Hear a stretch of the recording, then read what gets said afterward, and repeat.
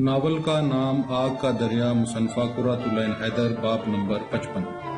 واپسی میں چمپا بنارس اتر گئی۔ کنٹونمنٹ کے اسٹیشن پر پہنچ کر اس نے ساتھیوں کو خدا حافظ کہا اور تانگے میں بیٹھ کر گھر کی سمت روانہ ہوئی۔ درگا پوجا اور رام لیلا کا ہنگامہ شروع ہو چکا تھا۔ اس نے اپنے شہر پر نظر ڈالی۔ اپلیشور، اس نے کہا، اب بھی کاشی، کاشی مجھے اپنی پناہ میں رکھ۔ اپنے محلے میں پہنچ کر اسے دور سے اپنے گھر کا چھوٹا سا پھاٹک دکھائی دیا۔ گلابی جاڑوں کی رات تھی، اس کے مکان میں روشنی ہو رہی تھی جس طرح اندھیرے سمندر میں جہاز روشن ہوتا ہے۔ وہ اندر پہنچی۔ ایک رشتے کی بہن کی شادی کا ہنگامہ تھا۔ چوطرفہ گل مچ رہا تھا۔ دلان میں روئی کے پردے چھٹے تھے۔ اندر تخت پر میرا سنے چڑی بیٹھی تھی۔ وہ جا کر نیم تاریک صحنچی میں کھڑے پلنگ پر لیٹ گئی جس کی پائنتی کسی مہمان بی بی کا بچہ دلائی میں لپٹا بے خبر سو رہا تھا۔ دالان میں اسے بوا حسین باندی کی پاٹدار آواز بلند ہو رہی تھی۔ اس نے کہا، تو کون ہے؟ میں نے کہا، شیدا تیرا۔ اس نے کہا، کرتا ہے کیا؟ میں نے کہا، سودا تیرا۔ آنگن کی دیوار پر عورتوں کے چلتے پھرتے سائے لرزاں رہے۔ کسی نے زور سے آفتاب چوکی پر رکھا۔ صحنچی میں کوئی بچی سوتے میں روئی۔ میراث سنو نے گانا گایا۔ اس نے کہا، کرتا ہے کیا؟ میں نے کہا، سودا تیرا۔ ان کی آواز بہت سے بے معنی الفاظ دہراتی رہی۔ پھر ایک نوجوان میراسن نے گانا شروع کیا، اٹریا پر چور بوجھی دیا تو جلاؤ۔ پھر سمندروں کی گالیاں شروع ہوئیں۔ اس کے بعد سہاگ گایا گیا۔ وہ آنکھیں بند کیے یہ ساری آوازیں سنتی رہی۔ باورچی خانے میں تیل کا چراغ جل رہا تھا۔ چاروں طرف دھوئیں کی کالونچ تھی اور بگھار کی مہک۔ گھر گھر اپنا گھر۔ پھر رات کا سناٹا چھایا اور ایک بیل گاڑی کھڑکی کے نیچے سڑک پر چرخ چوں کرتی گزری۔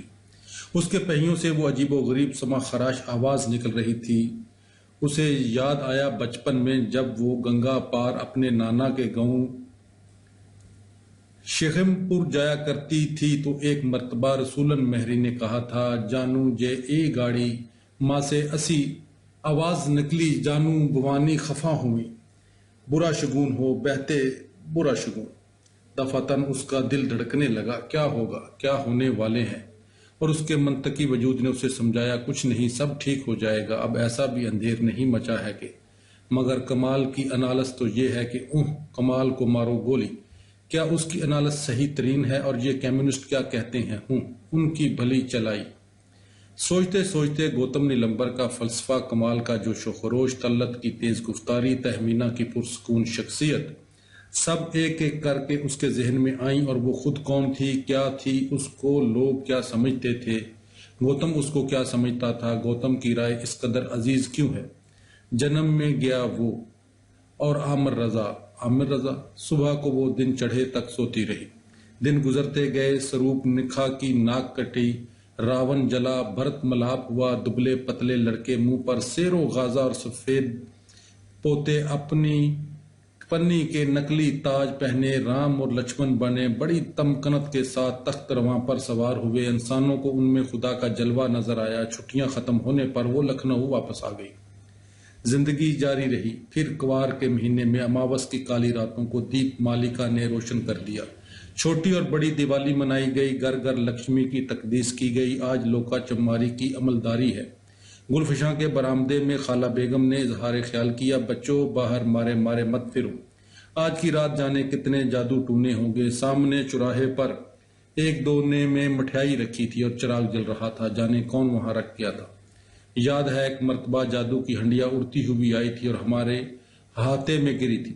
طلعت نے کہا۔ وہ گھاس پر آ کر آسمان کو دیکھنے لگے۔ آج کی رات لکشمی اپنی سواری کے الو پر بیٹھی ساری دنیا پر پرواز کرتی پھر رہی ہے، جانے وہ کس کس کے دروازے میں داخل ہوگی۔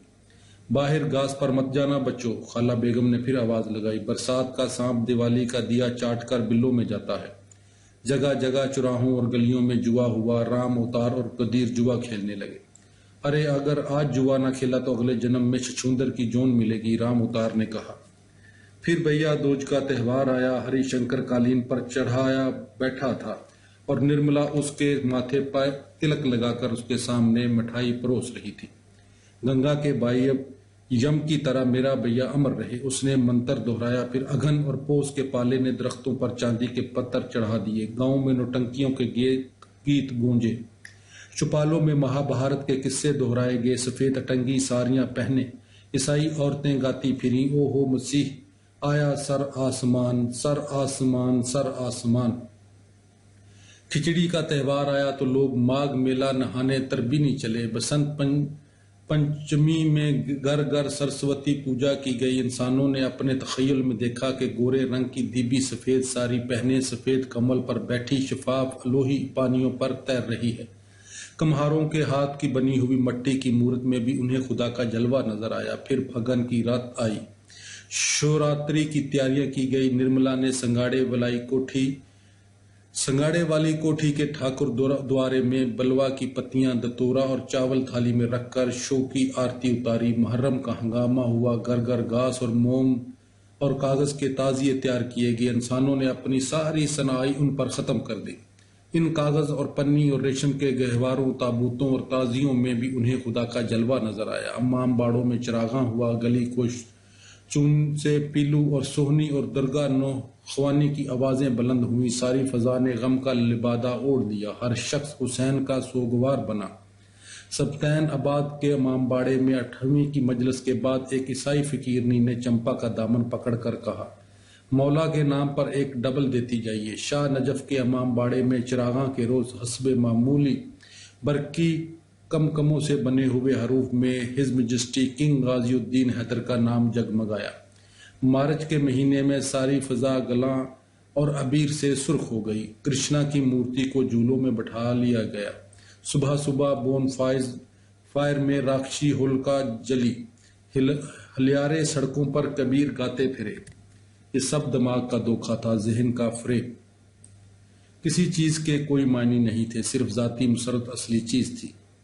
جہاں ملے، جس قیمت پر ملے، ذاتی مسرت حاصل کرو۔ تمہارے اصول، تمہاری جیل یاترائیں، تمہاری کانگریس، تمہاری مسلم لیگ، سب بکواس ہے۔ تم لوگ جو انسانیت کی قسمت کا فیصلہ کروانے چلے ہو، مارا ماری میں انسانوں کا من و خون بہہ گیا۔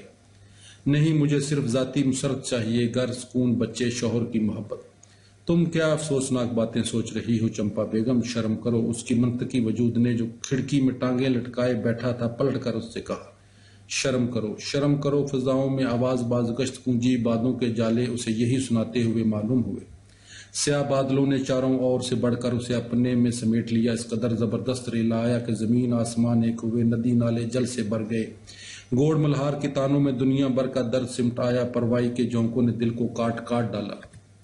وہ درختوں کی ٹہنیاں سامنے سے ہٹاتی سڑک پر آ گئی۔ سامنے پروفیسر بنرجی کی کوٹھی تھی۔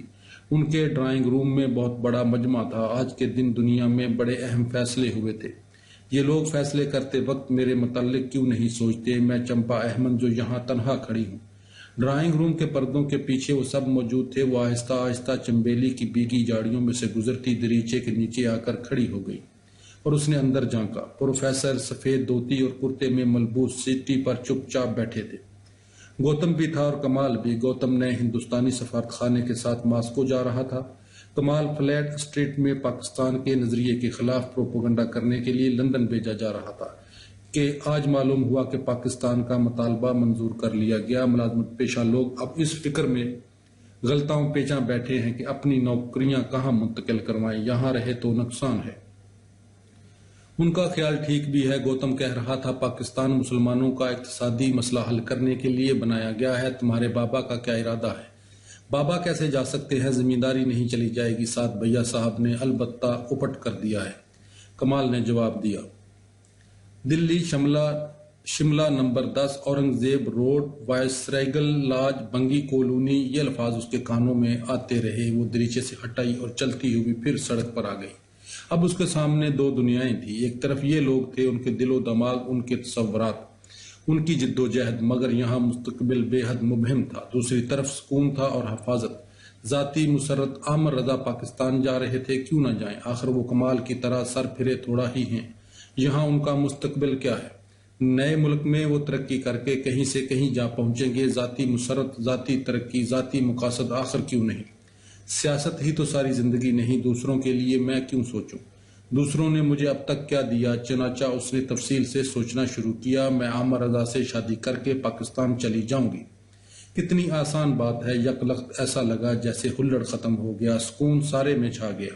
اس نے تصور میں اپنا نام پڑھا، بیگم عامر رضا، کراچی۔ واہ بھائی، مگر یہ لوگ کم وقت بہت یاد آئیں گے، پر اب انسان کو دنیا میں ہر چیز تو حاصل نہیں ہو سکتی۔ تم کیک لو بھی اور اسے کھاؤ بھی ناممکن ہے۔ وہ شاہی پھاٹک تک پہنچ گئی، اس کے پیچھے پیچھے گوتم آ رہا تھا۔ چمپا باجی خدا حافظ، اس نے کہا۔ چاہتے ہو ماسکو؟ ہاں۔ کمال کا کیا ہوا؟ وہ جا تو رہا ہے، جولائی میں چلا جائے گا۔ طلت اور نرملا بھی جا رہی ہیں، ان سب کو کیمبرج میں داخلہ مل گیا ہے۔ بہت خوب۔ آپ بھی کیوں نہیں باہر چلی جاتی چمپا باجی؟ یہاں بیکار اپنا وقت گنوا رہی ہیں، یا اگر شادی کر رہی ہوں تو دوسری بات ہے۔ مجھے یقین ہے آپ پاکستان چلی جائیں گی۔ وہ بادشاہ باغ کے پھاٹک کے پرانے گملوں سے پیٹ ٹکا کر کھڑی ہو گئی۔ گوتم اس کے سامنے موجود تھا، لیکن وہ بالکل تنہا تھی۔ آخر تم بتاتے کیوں نہیں؟ مجھے کیا کرنا چاہیے؟ اس نے تقریباً چیخ کر کہا۔ آپ کس سلسلے میں مجھ سے رائے لے رہی ہیں؟ آپ ہی نے تو کہا تھا کہ کون کس کو رائے دے گا، کون کس کا ناصح بن سکتا ہے۔ میں کمینہ نہیں ہوں چمپا باجی، محض حقیقت پرست ہوں۔ تمہارے پاس میرے لیے صرف یہی الفاظ ہیں۔ آپ تو الفاظ میں معنی نہیں دیکھنا چاہتی، اس لیے کیا فرق پڑتا ہے؟ میں جو بھی کہوں وہ بے معنی ہوگا۔ خدا حافظ گلفشاں، جائیے تو اپی کو بتا دیجئے گا میں صبح دلی روانہ ہو رہا ہوں۔ وہ آگے چلا گیا۔ طلت اور نرملا باتیں کرتی قریب سے گزریں۔ دل نہیں مانتا ملک کو اس حالت میں چھوڑ کر ہم انگلستان میں بھاگ جائیں، حالانکہ تعلیم بھی بڑی سخت ضروری ہے۔ گو یہ بہت سخت موضوع موقع پرستی ہوگی نا؟ طلت کہہ رہی تھی۔ بالکل، حالانکہ کیمبرج میں اتنی مشکل سے داخلہ ملتا ہے، اگر اب نہ گئے تو سمجھو کئی سال برباد ہو گئے۔ نرملا نے جواب دیا۔ ہاں یہ بھی ٹھیک کہتی ہو۔ وہ دونوں بھی اسے ہیلو کہتی ہوئی آگے بڑھ گئی۔ اب کمال قریب سے گزرا۔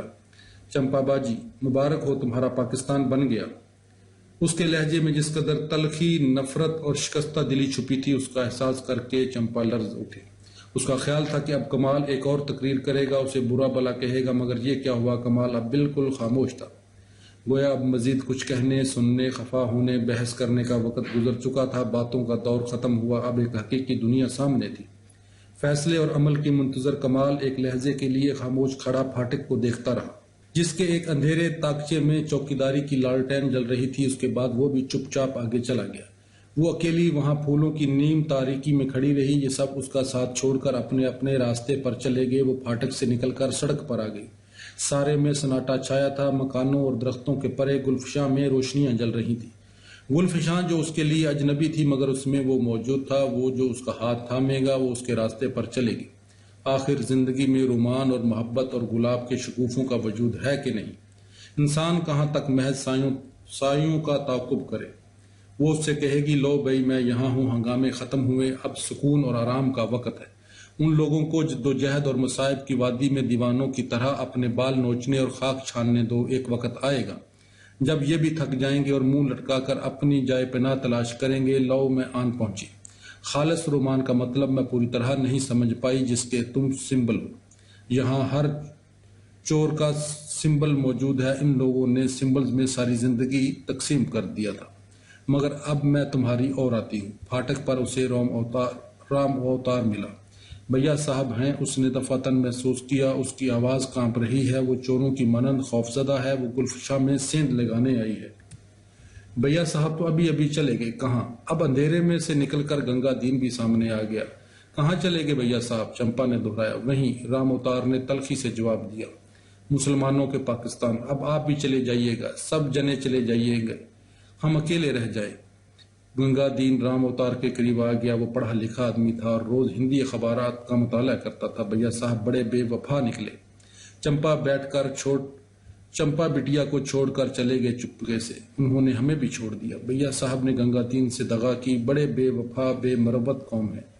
اسے صبح کا ہندی اخبار کا ایڈیٹوریل یاد آیا، جس میں مسلمانوں کو غدار بتایا گیا تھا۔ بھیا صاحب بمبئی گئے ہیں، ہواں جہاجن کا بٹوارا ہوا ہے، اپنے مسلمان جہاز لے کر کراچی چلے جائیں کہ دیر بتاوت رہے۔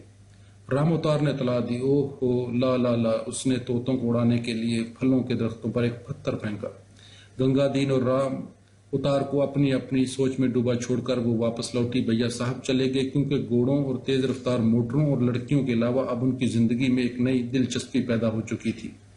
نیا ملک، نیا عہدہ، ترقی، نئے مسائل، مردوں کی دنیایں بالکل علیحدہ ہوتی ہیں۔ اس آدمی کے لیے میں نے اتنا وقت برباد کیا، ارے میں کتنی مورخ تھی۔ پھر اسے احساس ہوا ساری بات یہ تھی کہ بھیا صاحب بے حد خوبصورت تھے اور اس نے بھیا صاحب کے ساتھ بہت اچھا وقت گزارا تھا۔ یادوں کے خزانے میں ایسے وقت کی ضرورت بھی ہوتی ہے، لیکن مجھے ان سے محبت نہیں تھی، ہرگز نہیں۔ سامنے ان کی سابقہ کائنات پھیلی ہوئی تھی، گلفشاں کا لان جس کے سرے پر یوکلپٹس کے درخت کھڑے تھے، ان کے مساحسین کمال، گناگا دین، ان کا خاندان، ان کی کزن تہمینہ جو اندر بیٹھی ہوگی وہ بھی ان پر جان دیتی تھی۔ بھیا صاحب خوبصورت تھے اور مغرور، ان کو غرور جانے کاہے کا تھا۔ چمپا کو سوچ کر ہنسی آ گئی، اس کا جی چاہا خوب زوروں کا کہکا لگائے۔ انسانوں کو آخر غرور ہوتا کس بات پر ہے؟ اپنی شخصیت پر۔ شخصیت گوتم نیلمبر اپنے ذہن پر نازاں ہے، کمال کو اپنی اصول پرستی کا زوم ہے، تہمینہ اپنے انکسار اور مزاج کی نرمی پر فخر کرتی ہے۔ لوگ اس قدر خود پرست کیوں ہیں؟ چمپا نے چلتے چلتے آسمان کی طرف دیکھا، بارش آ رہی ہے، ہواؤں میں آزادی تھی، پتیوں کی سرسراہٹ میں عجیب قسم کی طمانینت پنہاں تھی۔ محض میں ہی محسوس کر رہی ہوں یا اور لوگ بھی اس آزادی کا احساس کر سکتے ہیں؟ مثلاً تہمینہ اور گوتم جو اپنے کزن کی بیوی شانتا پر عاشق ہے۔ ہا ہا ہاؤ فنی، اس نے دل میں کہا۔ پھر اس نے بے تحاشا بھاگنا شروع کیا۔ وسیع بھیگی خوشبودار زمین چاروں طرف پھیلی تھی، باغوں کے گیلے راستے جن کے دونوں طرف اونچی باڑیں تھی، روشیں، گھاس جس پر سرخ بیر بوٹیاں چل رہی تھی، آم کے درختوں پر عہدے گہرے بادل جھکے تھے، زمین میں سے نمی اور خوشبو کی لپٹیں اٹھ رہی تھی، شفاف پانی کے برساتی نالے کے برابر جو پگڈنڈی ایسی بن گئی تھی اسے الانگ کر وہ برسوں دوسری لڑکیوں کے ساتھ یونیورسٹی جاتی رہی تھی۔ سامنے مولسری والی سڑک پر سیک زرتے اب بھی لڑکیوں کے پرے ہاسٹل کی طرف جا رہے تھے۔ گلفشاں کے احاطے کا چکر کاٹ کر وہ پچھواڑے والی سڑک پر آ گئی جدھر اسے ایک کچا راستہ سنگاڑے والی کوٹھی اور ندی کی سمت جاتا تھا۔ سامنے سرکنڈے کی ٹٹی لگی تھی، چاروں اور پھولوں کی بیلیں جھکی ہوئی تھی، ہرے طوطے شور مچا رہے تھے، ہر چیز وہی تھی۔ سامنے لوکی کی بیل میں سے اسے کمرن کا آنچل نظر آیا۔ کیا بات ہے بٹیا؟ کمرن نے دفعتاً سامنے آ کر پوچھا۔ کچھ نہیں دریبر کی بی بی، اس نے کہا۔ کمرن چپ کھڑی اسے دیکھتی رہی۔ ہم یہاں بیٹھ جائیں؟ دریبر کی بی بی، جی ہاں آئیے ضرور بیٹھیے، بارش آ رہی ہے بٹیا، او سارے میں آ جائیے۔ وہ شاگرد پیشے کے برآمدے میں آ گئی۔ برآمدے کا فرش خنک تھا، منڈیر پر برتن رکھے جگر جگر کر رہے تھے، دیوار پر قدیر کی گول کالی ٹوپی کھونٹی پر ٹنگی تھی، چادر پر پاپڑ پھیلے تھے۔ پاپڑ سکھائے خاطر تن کو گام او نہیں ملت ہے، کمرن نے بات شروع کی۔ اسے معلوم تھا کوئی بات ضرور ہے، اندر کوٹھی میں بھی سناٹا تھا۔ بیٹیا آپ لوگ منئی کی طبیعت نہیں جانت ہیں، ہم نیچ تو ای جانت ہم کہ منئی جی خوش رہت ہے، جب برابر او کی ٹہل کی جاؤ او کے لیے اپنی زندگی تج ڈالو، ویسے ای لوگ کیسے خوش نہیں ہوت ہیں۔ ہم تہمانا بیٹیا کو کیسے سمجھائیں کہ لڑکپن کا اپنی اوقات پہچاننے کا چاہیے۔ وہ بھیا صاحب سے بگڑ گئی رہن، وہ ان سے ایک ٹہ بات کیے بغیر ہی پاکستان چلے گئے، اب بٹیا صاحب ہوت ہیں۔ چمپا خاموش رہی۔ لڑکی کا اوقات ہے، کمرن اداسی سے کہتی رہی، مہرا رو بن جائے تب بھی منئی کی نوکر محتاری بن جائے تب بھی، اور جب بڑھوتی کے زمانے میں بہو بہا کر لائے او کی دھونس الگ سے ہے۔ کا آپ ہو بلایت جا رہی ہے؟ ہاں شاید۔ اچھا ہے بٹیا، مل کر اگر ان کو چاہت ہیں جی کا چین ان کا چھوڑ کر بھی نہ ملیے۔ بھیا صاحب نہ صحیح کوئی اور صحیح، سب منئی ایک سے تھوڑا ہی ہوت ہیں۔ ڈرائیور کی بی بی، چمپا نے ذرا گھبرا کر کہا۔ پروائی کا ایک جھونکا آیا، بارش کے قطرے ٹپ ٹپ چھر پر برس گئے۔ سب منئی ایک سے ہوت ہیں بٹیا، کمرن نے کہا۔ پان بنائی؟ نہیں کمرن رہنے دیو، اب ہم چلیا۔ چمپا پیڑھی پر سے اٹھ کھڑی ہوئی اور چھتری سنبھال کے پگڈنڈی پر سے گزرتی درختوں میں غائب ہو گئی۔ کمرن چھپر میں سے باہر آ کے اداسی سے اسے دیکھتی رہی۔ ای بٹیا ون بات کاہے نہیں سمجھ پاوت ہیں، اس نے چھٹکی رمدیا سے کہا۔ بٹیا ون میں ہمت نہیں، ڈرت ہیں، سمجھت ہیں، تھوڑا سا انگریزی پڑھ لہن تو دنیا جان گئی۔ بٹیا ون میں ہمت نہیں، چھٹکی نے سر ہلا کر کہا۔ باب نمبر 56۔ طلت تمبورا اٹھا کر برآمدے میں آن بیٹھی۔ اس نے اب کے ساون گر آجا الاپنا چاہا مگر آواز اس کے حلق میں اٹک گئی۔ تہمینہ کمرے میں بیٹھی مشین پر بلاؤز سی رہی تھی۔ بارش بند ہو جانے سے ایک دم حبس طاری ہو گیا۔ طلت اٹھ کر کمرے میں آ گئی. بھیا صاحب کو گئے کئی دن گزر چکے تھے. اب وہ کراچی میں ہوں گے. ایسے لگتا تھا گویا وہ کبھی یہاں تھے ہی نہیں. یہ بالکل صحیح تھا. اس ہماری دنیا میں ان کی کوئی جگہ نہ تھی. وہ پاکستان آ جاتے تو اور کہاں جاتے. فکر ہر کس بقدر ہمت اوست. طلت نے سوچا ان کا جانا بالکل لاجیکل تھا. ان کے جانے سے گویا پہلا ایکٹ اپنی تکمیل کو پہنچا. وہ بلا کیا کھا کر ہمارے ساتھ ہمارے طوفانوں کا مقابلہ کرتے بگوڑے کہیں گے. وہ تہمینہ کی مدد کے لیے مشین کا ہینڈل گھمانے لگی. چمپا باجی نے بڑے خوبصورت کھن پیس خریدے ہیں. اس نے محض کچھ بات کرنے کی خاطر کہا. تہمینہ نے سر اٹھا کر اس کی طرف دیکھا اور گویا وہ بڑی پرسرار ہستی تھی. پنکھا گوں گوں کرتا چلتا رہا. باہر درختوں میں ایک کوئل مستقل کو کیے جا رہی تھی. بہت دور سے رام اوتار کی آواز آ رہی تھی. طلت میں یک لخت خود اعتمادی واپس آ گئی. دراصل آپی یہ سب جذبات کی بات ہے. جذبات اور ذہنی ہمدردی اور ایکویشن.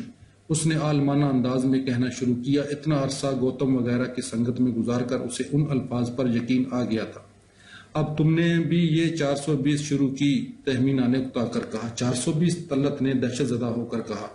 آپی یہ اصلیت ہے. پرابلمز کا مثلث بن جاتا ہے تمہارا پرابلم، بھیا صاحب یا چمپا باجی کا پرابلم اور ان سب کا انٹریکشن. یعنی کہ تہمینہ نے اسے غور سے دیکھا. تم ڈاکٹریٹ کے لیے کیمبرج جا رہی ہو نا؟ طلت برا مان گئی. مجھے بیوقوف سمجھتی ہے. قسم خدا کی اپی مجھے بیوقوف سمجھتی ہیں. آپ کے نزدیک میں چغد ہوں؟ اس نے دکھ سے پوچھا. نہیں، تم بے حد عقل مند ہو مگر عورت بھی ہو. آپی. طلت داڑھی. آپی تم نے حد کر دی. تم اس قدر بوزوا ہو گئی. تم نے پڑھ لکھ کر گدے پر لاد دیا.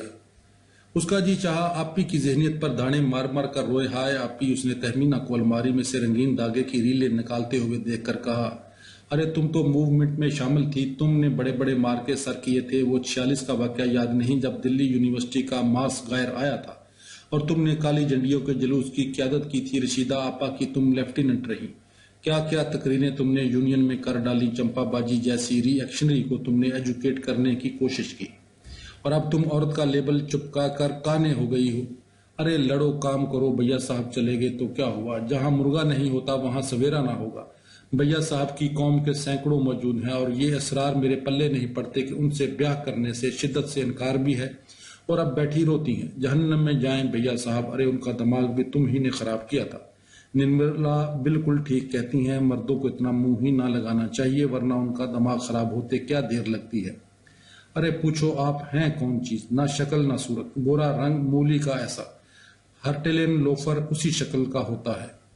ایسے ایسے سسی 360 ہر جگہ مارے مارے پھرتے ہیں. پورے 6 سال تک این تمہاری ناک کے نیچے چمپا باجی سے فلرٹ کیا کیے اور اب تشریف لے گئے تو بیٹھی چہکو پہکو روتی ہیں. ارے لگاتی ایک جوتا بھیا صاحب کی ناک پر. طلت وہ تمہارے بڑے بھائی ہیں. بدتمیزی مت کرو. ہاں اور کیا. اب اسی کی کسر رہ گئی ہے کہ تم ان کی طرفداری بھی کرو. پرانوں میں یہی لکھا ہے ہر پتی ورتا استری کا یہی دھرم ہے. لا حول والا قوت. میں کہتی ہوں تم میں اور چھٹکی میں کیا فرق ہے؟ وہ بھی رام اوتار کے ہاتھ سے روز پٹتی ہے. حسینی کی بیوی نے کل اس کی ہمدردی میں رام اوتار کو بلا کہا تو اے لو وہ تو حسینی کی بیوی کی جان کو آ گئی. خبردار جو میرے آدمی کو کچھ کہا. اتنا کہتے کہتے غم و غصے سے طلت روحان سی ہو گئی. بھیا صاحب کی بجائے اسے اپی پر غصہ تھا. اگر عمر میں بڑی نہ ہوتی تو ان کی اتنی ٹھکائی کرتی کہ ساری وفاداری اور محبت اور بوزوا اور رومانیت ہوا ہو جاتی. ہائے ہائے. اس نے دل ہی دل میں پیچوتاب کھانا شروع کیا. آخر وہ اٹھ کر کمرے سے نکل بھاگی. سائیکل اٹھا کر وہ نرملا کے گھر پہنچی. وہاں جا کر اس نے چقندر کی بجیا کھا کر پیا اور نرملا اور مالتی اور ہری شنکر کے ساتھ بیٹھ کر ترک چال کھیلی. تب جا کر اس کا غصہ ذرا ٹھنڈا ہوا. طلت کے جانے کے بعد تہمینہ مشین پر سے اٹھی اور دریچے میں جا کھڑی ہوئی. پہلا ایکٹ ختم ہوا. اس نے دل میں کہا ہوا میں طوفان لرزا رہے ہیں اور گلفشاں کی بنیادیں ہل چکی ہیں. ہم سب کے ذاتی طوفان. اگر ڈرامہ لکھا جائے تو کرداروں کی تشریح یوں ہوگی. نوابزادی تہمینہ بیگم، عمر 25 سال، فرسٹ کلاس ایم اے، سانولی دبلی حساس، اندر ہی اندر غم کھاتی رہتی ہے.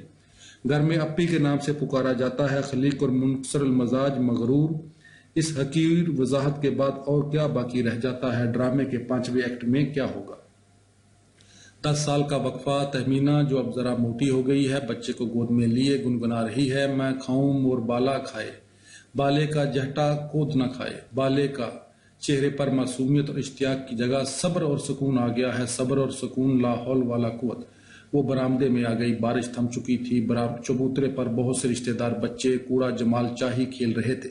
درختوں کے پرے سوسن تلت کی چنریاں رنگ کر پھیلا رہی تھی۔ کمال نے چبوترے کی منڈیر پر سے جھانکا، واہ کیا سہانا منظر ہے، دوپٹے رنگے جا رہے ہیں، اپی مشین چلا رہی ہیں، برآمدے میں تخت پر 3-4 خالائیں مصروف گفتگو ہیں، وہ بھی اندر آ کر نہایت ذہانت سے ان کی باتوں میں حصہ لینے لگا۔ جی ہاں چھوٹی خالہ ٹھیک کہوت ہیں، ضرور پاکستان جائیے، وہاں بڑے بڑے ٹھاٹھ رہیں گے۔ وہ بیچ بیچ میں لقمہ دیتا جا رہا تھا۔ تہمینہ نے اسے دریچے میں سے دیکھا۔ یہ سب ڈرامے کے کردار تھے جو خواب میں چل پھر رہے تھے۔ اسٹیج پر دھندلکا چھا گیا، وہ بھی باہر آ گئی۔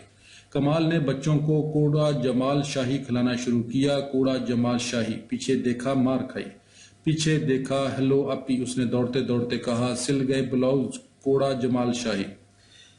تہمینہ برآمدے کے ستون سے ٹک کر اسے دیکھنے لگی۔ کوڑا جمال شاہی، اپی چباجی تشریف لے جا رہی ہیں، بلکہ لے گئی تشریف، پیچھے دیکھا مار کھائی، کیا ہوا کہاں؟ تہمینہ نے چونک کر پوچھا۔ فرانس۔ کوڑا جمال شاہی، اس نے زور سے ایک چھوٹی سی بچی کو چنے ہوئے دوپٹے سے مارا، وہ کھلکھلا کر ہنس پڑی اور اس کے پیچھے دوڑی۔ کیسے؟ تہمینہ نے آواز دی۔ یونیورسٹی اسکالرشپ، کمال نے کہا۔ بچوں نے تیزی سے گھومنا شروع کر دیا، یہاں تک کہ کمال دوپٹے کی کنڈلی گاز پر پھینک کر باہر بھاگ گیا۔ سڑک پر آ کر کمال نے گلفشاں پر ایک نظر ڈالی اور جیبوں میں ہاتھ ٹھونس کر سنگاڑے والی کوٹھی کا رخ کیا۔ اگست کی بارشیں اب کے ایسی ٹوٹ کر برسیں کہ زمین آسمان ان میں ڈوب گئے۔ سنگاڑے والی کوٹھی کا رخ کیا، سیتل پاٹی بچھا کر وہ سب بیٹھے بادلوں کو دیکھتے رہے۔ موقع کی مناسبت کے لحاظ سے طلت نے دوبارہ تانپورے کو ٹیون کر کے ملہار شروع کرنا چاہا، مگر ساری آوازیں ڈوب چکی تھی۔ بارش کا پانی جو شفاف تھا، شرون کی الوہی دھند جو کائنات پر تیرتی تھی، اس میں خون ملا تھا۔ خون کی برکھا رت، خون کی کیچڑ، خون برسانے والے بادل، خون کی اس فراوانی سے طلت عاجز آ گئی۔ نرملا کی نئی کنوس کے کرمزی رنگوں میں اسے خون نظر آیا۔ کومتی خونی ندی تھی جو بہہ رہی تھی، حالانکہ یہ صرف ڈوبتے سورج کا عکس تھا۔ پھولوں پر خون تھا، انسانوں کی آنکھوں میں خون اتر آیا تھا۔ ہم نے اور اس نے سہم کر نرملا اور ہری شنکر کو دیکھا۔ جاری ہے۔